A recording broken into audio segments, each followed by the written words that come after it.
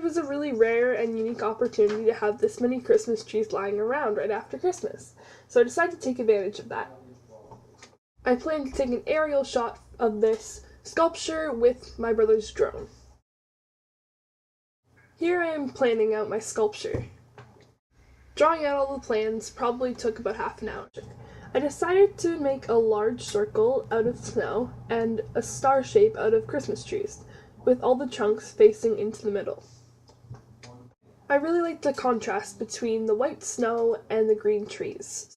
I had hoped to use this contrast with the Christmas trees against the snowy background, but since the snow on the ground had melted, I wanted to add this contrast back by adding these tiny little points around the outside of the star. Gathering materials was a challenge, and we received a few confused looks when we were doing it. Our neighbors were very confused and interested in the process and what would come of their Christmas trees. I only needed to collect Christmas trees and snow for this project. Collecting all the materials took roughly 1 hour, because all the Christmas trees were available on my street. Creation. Step 1 was to finely crush the snow and position it in a large circle. Then, in order to make the star shape pop, I added a snow outline to the top of each tree. Next was fitting each tree into its position. The point of the tree had to fit in the little triangles that I had created. The trunks all faced the same way and created a beautiful star. I created this piece over about 1 day. A lot of the other time was spent photographing and setting up the drone in order to take the aerial shots.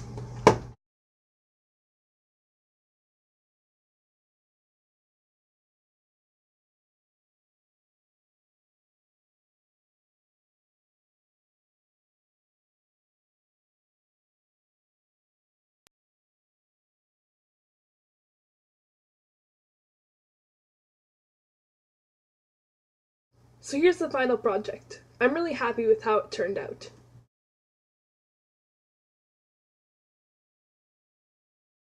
Letting it go. This is 4 days after I made my sculpture. It has finally snowed. The circle and the points are much less defined, but the star has a better contrast with the white snow.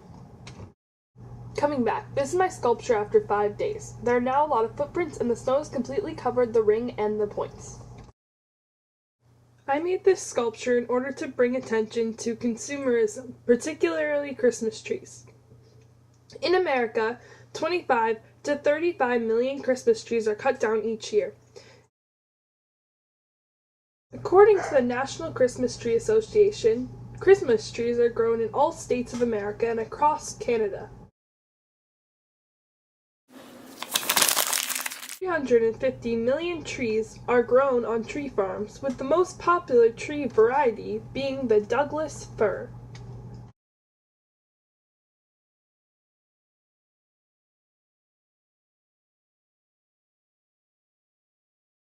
For every 1 Christmas tree that is cut down, roughly 3 saplings are planted in its place. I have not fully decided whether I am for or against the farming of Christmas trees. Here are the pros and cons that I have found. Pro: Christmas tree farms provide suitable habitat for many animals. Though this fact is not completely true, because there are people that argue that certain animals need much more diversity than simply fir trees. Lack of diversity in plants and animals will create a very weak ecosystem.